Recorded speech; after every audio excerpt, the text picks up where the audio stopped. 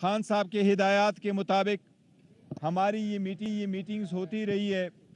कल हम ऑलमोस्ट इस नतीजे पे पहुंच चुके थे कि हमारा इत्तेफाक राय हो जाएगा। आज भी हमारी मौलाना साहब के साथ मुलाकात में तवील गुफ्तगू हुई है उन शिकों पे जो आईनी तरमीम में शामिल है। बिस्मिल्लाहिर्रहमानिर्रहीम, अस्सलाम वालेकुम नाज़रीन मोहतरम, उम्मीद है खैरियत से होंगे। आज के वीडियो में सियासी सूरत हाल पे थोड़ी सी बातचीत करेंगे। सबसे पहले हम बात करेंगे कि आज एक मरतबा फिर इलेक्शन कमीशन की मखसूस नशिस्तों पे सुप्रीम कोर्ट ऑफ पाकिस्तान के लिए अमल दरामद कराने के लिए एक और फैसला आया है। उसमें यही कहा गया है कि इलेक्शन कमीशन मखसूस नशिस्तों के फैसले पर अमल दरामद का पाबंद है। इस पे आगे चल के बात करेंगे कि पाकिस्तान में एक सुप्रीम इदारा यानी सुप्रीम कोर्ट ऑफ पाकिस्तान की तरफ से जो फैसला आता है उस पर अमल दरामद क्यों नहीं आता। आज सुप्रीम कोर्ट के 8 जजेस ने एक और वजाहत दे दी, यानी पाकिस्तान तहरीक इंसाफ की जो मखसूस नशिस्तें रुकी हुई है। पाकिस्तान में 8 फरवरी को जो इलेक्शन हुई, हुकूमत अपनी आधी मुद्दत से भी ज्यादा अपनी टाइम पूरा कर चुकी है, लेकिन अभी तक मखसूस नशिस्तों का जो फैसला है वो लटका हुआ है। यानी सुप्रीम कोर्ट के 8 जजेस ने एक मरतबा फिर वजाहत दे दी कि आप जो है इलेक्शन कमीशन इस फैसले पे अमल दरामद करें। लेकिन उसके बाद फिर जब इलेक्शन कमीशन का इजलास हुआ, आपने देखा होगा मीडिया पे, वो बगैर किसी नतीजे के खत्म हो गया। यानी सुप्रीम कोर्ट की तरफ से बार बार वजाहत दी जा रही है। सुप्रीम कोर्ट कोई मामूली इदारा नहीं है, पाकिस्तान का सबसे बड़ा आइन की पासदारी का इदारा है, जिसपे पाकिस्तान ही का इदारा इलेक्शन कमीशन ऑफ पाकिस्तान अमल नहीं कर रहा, तो बाकी आप सोच सकते हैं कि आगे क्या हो सकता है। यानी इलेक्शन कमीशन की जो टिकर चलते हैं, मैं वो देख रहा था, उसमें यह आ रहा था कि कानूनी टीम की मुअत्तिल अरकान को बहाल करने की तजवीज दे दी गई है, लेकिन जो टीम थी, जो कानूनी टीम होती है, उसको मुअत्तिल कर दिया गया। तो फिर इलेक्शन कमीशन पाकिस्तान ये रीजन दे रहा है कि सुप्रीम कोर्ट के फैसले का कोई जवाब नहीं बनता। बहरहाल उसके बाद आजकल पाकिस्तान में आईनी तरमीम पास कराने के लिए जो जतन किए जा रहे हैं, उस पे खुर्शीद शाह साहब का एक बयान आया था कि आईनी तरमीम कमेटी ने मुसवदा मंजूर कर दिया। यानी हम काफी अरसे से सुन रहे थे। जब पहले एक इजलास हो रहा था मौलाना फजल रहमान साहब के घर पे, वहीं पे जो प्रेस रिलीज जारी की जा रही थी वो कुछ अलग थी, और बाहर निकल के जो हुकूमती अरकान एक बहस कॉन्फ्रेंस की सूरत में अवाम को, अपने पार्टी के वर्करों को बता रहे थे, वो कुछ अलग बातें थी।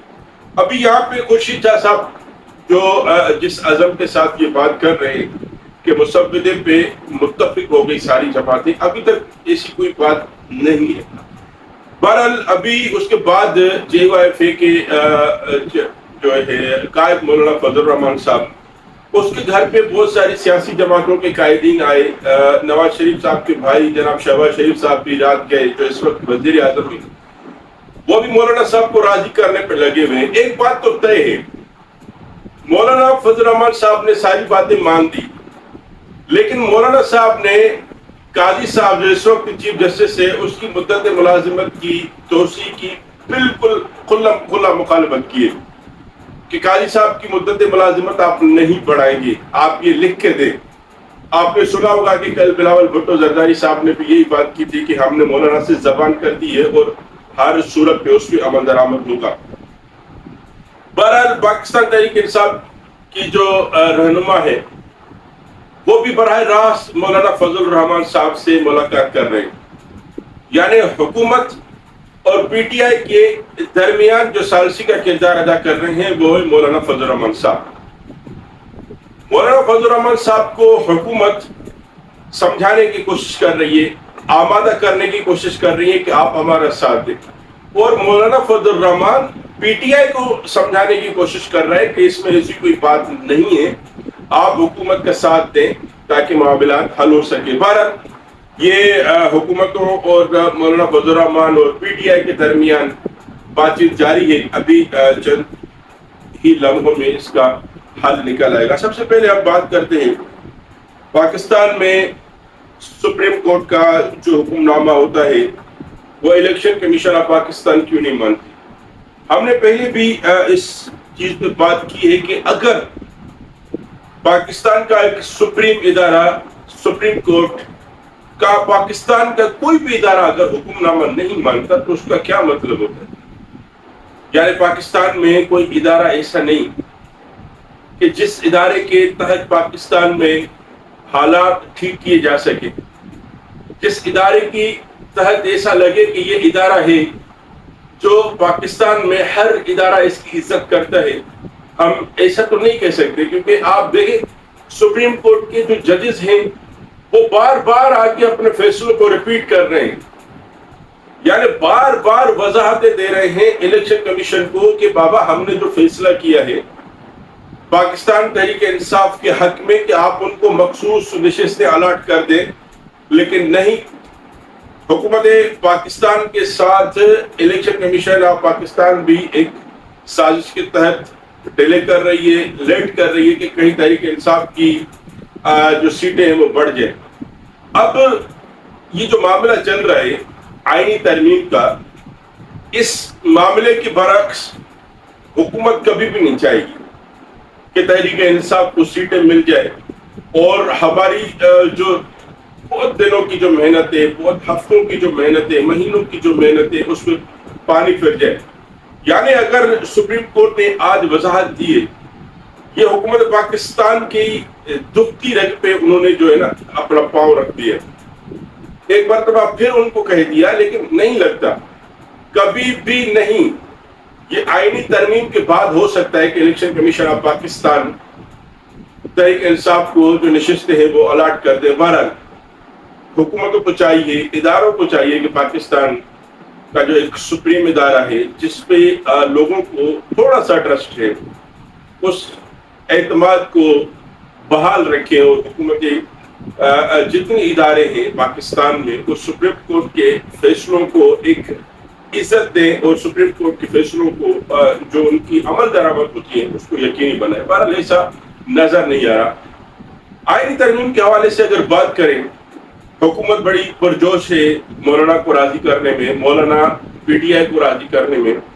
بہرحال کل ہو سکتا ہے کہ پاکستان تحریک انصاف کی جو رہنما ہے ان کی ملاقات کروائی جائے تحریک انصاف کے چیئرمین جناب عمران خان صاحب سے.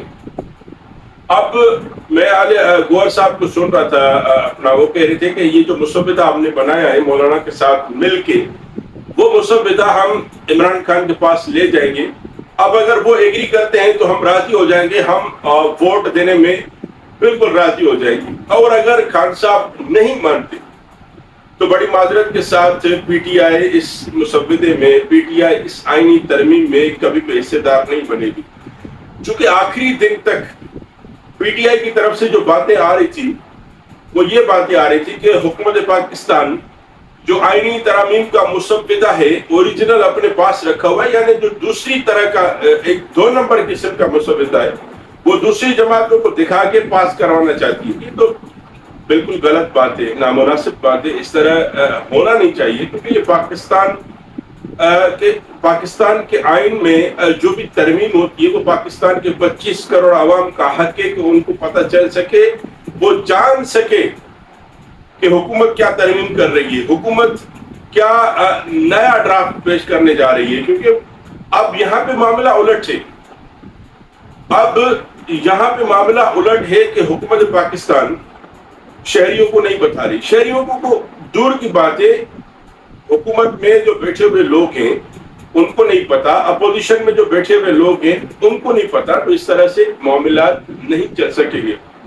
بہرحال سیاسی اعتبار سے معاملات بہت گرم ہیں. مولانا فضل الرحمان صاحب کی جو رہائش گاہ ہے وہ بہت سیاسی منظرنامہ پیش کر رہی ہے. یعنی مولانا کتنا اہمیت رکھتا ہے سیاست میں, آپ نے اندازہ لگا دیا ہوگا اس ہفتے میں کہ وزیر اعظم صاحب اور اپوزیشن کی تمام جماعتیں، حکومت کے تمام جو لوگ ہیں وہ مولانا کے گھر پہ، مولانا کی بیٹھک پہ آ رہے ہیں، تو آپ اندازہ کریں کہ مولانا کی اہمیت کیا ہے۔ اور اس کے ساتھ ساتھ پاکستان تحریک انصاف کی اہمیت بھی برقرار ہے۔ تحریک انصاف کے چیئرمین جناب عمران خان صاحب کو جیل میں رکھ کے بھی آپ نے کچھ نہیں کر سکا، اور آپ یقیناً مولانا کی طرف سے پی ٹی آئی کو راضی کرنا چاہتے ہیں کہ پی ٹی آئی بھی ہمارے اس ترامیم کے حصے میں ووٹ ڈالے تاکہ ایک اکثریت کے ساتھ ترامیم پیش کی جائے، اور پاکستان کی عوام کو اس ترامیم سے کوئی فائدہ نہیں ہوگا۔ حکمران اپنی چوری بچانے کے لیے یہ سب کر رہے ہیں، حکمران اپنے پیٹ میں جو لوٹی ہوئی پاکستان کی دولت ہے اس کو سیو کرنے کے لیے یہ ترامیم پاس کر رہے ہیں۔ میں آپ کو فلی گارنٹی کے ساتھ کہتا ہوں کہ اس 26ویں ترامیم میں پاکستان کے عوام کو ایک پائی کا بھی فائدہ نہیں ہوگا۔ بہت بہت شکریہ۔